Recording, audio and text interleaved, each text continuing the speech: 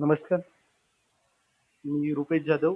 Democracy नावमध्ये आपलं सहर्ष स्वागत.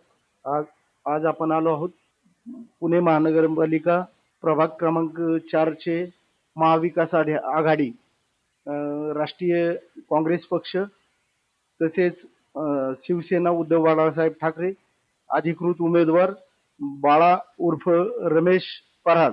आज आपण त्यांच्याशी संवाद साधणार आहोत. नमस्कार सर. आपलं डेमोक्रेसी नावमध्ये सहर्ष स्वागत. आज तुमचा अल्पश परिचय द्या आम्हाला. मी बाळा पराड गेले 20 वर्षापासून खर्डे चंद्रनगर भागामध्ये सामाजिक कार्य करतोय. वेगवेगळ्या पक्षांमध्ये सुद्धा मी काम केलं. आता मला उमेदवारी मिळालेली ती महाविकास आघाडीची आहे आणि काँग्रेस पक्षाचा मी उमेदवार आहे. वाघोली हा जो प्रभाग आहे नव्याने महानगरपालिकेत समाविष्ट आहे आणि तसं बघितलं तर लोकसंख्येच्या दृष्टीने आणि खूप विस्तारित असा आहे. तुम्ही कुठल्या मुद्द्या आधारित तिथं कुठले कुठले विजन घेऊन आपण निवडणूक रिंगणात उतरलेला? सगळ्यात महत्वाची बेसिक गरजा आहेत माणसाच्या, रस्ते, ड्रेनेज आणि पाणी आणि लाईट. या मूलभूत गरजा तिथल्या प्रथमदर्शनी सोडवणं आणि लॉंग टर्मसाठी सोडवणं हा मग मुख्य प्रायोरिटीचा मुद्दा राहील आणि पाणी त्याच्यातला सर्वात महत्वाचा मुद्दा राहील. आता एकंदरीत वास्तविक पाहिलं तर इथं IT हब जास्त प्रमाणात आहे. त्यामुळं आपल्या इथले महाराष्ट्रातले ॲज वेल ॲज बाहेरच्या लोकांचं इथं जास्त प्रमाणात इनकमिंग झालेलं आहे. तर त्यांच्या वाढत्या लोकसंख्येनुसार इथं आपण काय काय अजून नवीन इथं काय ध्येय धोरणांनी पुढच्या विकासाचा अजेंडा आहे तुमचा?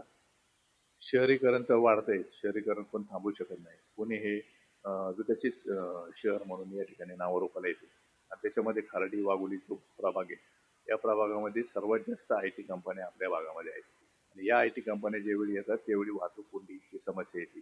नागरिकांच्या शहरीकरण वाढण्यामुळे प्रदूषणाचे दुष्परिणाम या ठिकाणी भोगायला लागतात. परंतु त्याच्यामध्ये जास्तीत जास्त वाघोलीच्या भागामध्ये जर आपण विकास केला तर हे शहरीकरण थोडंसं पुढे सरकू शकतं आणि डेव्हलपमेंट यांनी व्यवस्थित होऊ शकते, समतोल राखला जाऊ शकतो. आता वास्तविक बघितलं तर तुमच्या समोर आता रिंगणामध्ये भाजप, सत्ताधारी भाजप तसेच राष्ट्रवादी काँग्रेस अजितदादा पवार आणि शिवसेना शिंदेगड हे सर्वच उमेदवार प्राबल्यधारक उमेदवार आहेत. काही तिथले स्थानिक माजी पदाधिकारी आहेत ग्रामपंचायत असताना. आता तुम्हाला त्यांच्या समोर सामना करावा लागणार आहे. तर त्या दृष्टीने तुम्ही असं कुठलं एक की स्पेसिफिक विजन ठेवलंय की त्यामुळे तुम्हाला जनतेने तिथं एक मान सन्मानाने डोक्यावर घ्यावं लागेल? आता जे पण माझे प्रबळ विरोधक आहेत या निवडणुकीच्या निमित्ताने, तर हे सगळे जण माझे जवळचे मित्रच आहेत. काही लहान आहेत माझ्यापेक्षा, काही वयाने मोठे आहेत, परंतु या सगळ्यांशी माझा जवळचा खास संबंध आहे. परंतु या निमित्ताने हे सर्वजण आहे ना या ठिकाणचे स्थानिक उमेदवार, स्थानिक गाववाले आणि सर्वच जण धनदानगी. आता पुणे शहरामध्ये ज्यांचं नावलौकिक होतोय आता सध्याच्या घडीला, ते पुणे शहरातले सर्व श्रीमंत उमेदवार जे आहेत ते माझ्या विरोधात या ठिकाणी आहेत.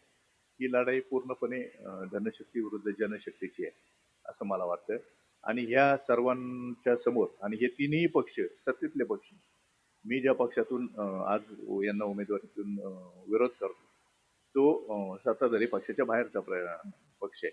तरी पण माझी लढत ही खूप रंगतदार ठरेल याची मला खात्री आहे. या ठिकाणी आता आपण सर्वत्र पाहिलं तर तुमच्या विरोधात जे आहेत ते प्रस्थापित पक्ष आणि सत्ताधारी आहे.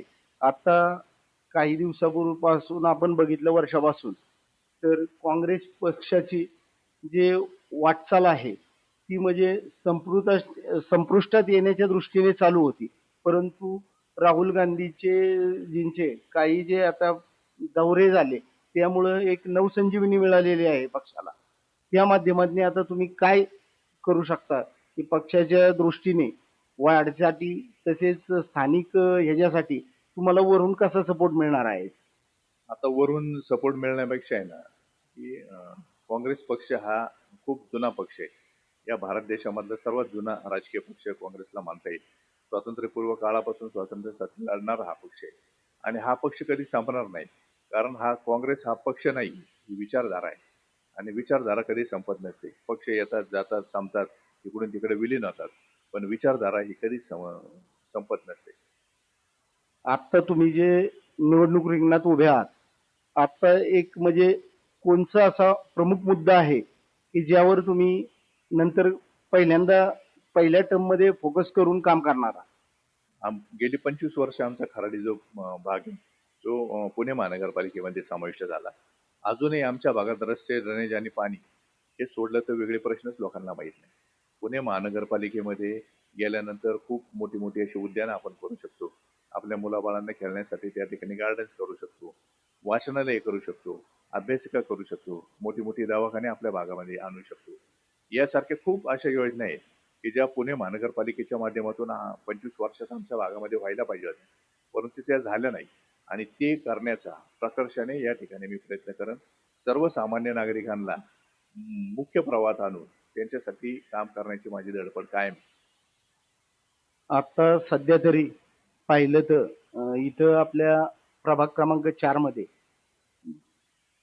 प्रामुख्याने मूलभूत सुविधांचा अभाव आहे.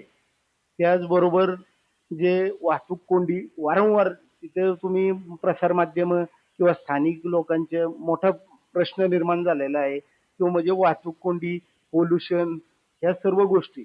त्याच्यावर तुम्ही कुठल्या विजननी आणि काय असे वेगळ्या प्रकारे काम करणार? सर्वात प्रथम आता वाहतूक कोंडीचा जो मुद्दा तुम्ही घेतलाय, तर गेल्या 6 महिन्यापूर्वी आपण गेले वर्षभर सातत्याने धोकादायक BRT विरोधात आपण आंदोलन करत होतो. या धोकादायक BRT वर आपण यमराज चौक असं नामकरण केलं होतं.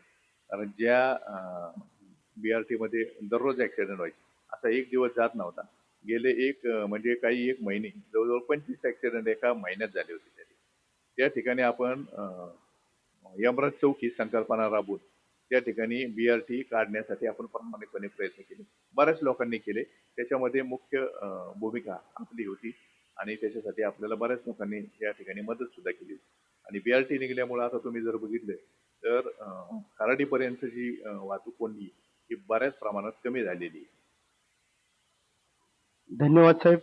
आपण आपल्या प्रभागामध्ये ज्या प्रकारे आपले एक नवीन ध्येय धोरण ठेवून प्रस्थापितांच्या धनदांडग्या प्रस्थापितांविरोधात जे दंड थोपटलेत त्यामध्ये आता तुम्हाला आमच्या डेमोक्रेसी तर्फे पुढील वाटचालीसाठी शुभेच्छा. धन्यवाद.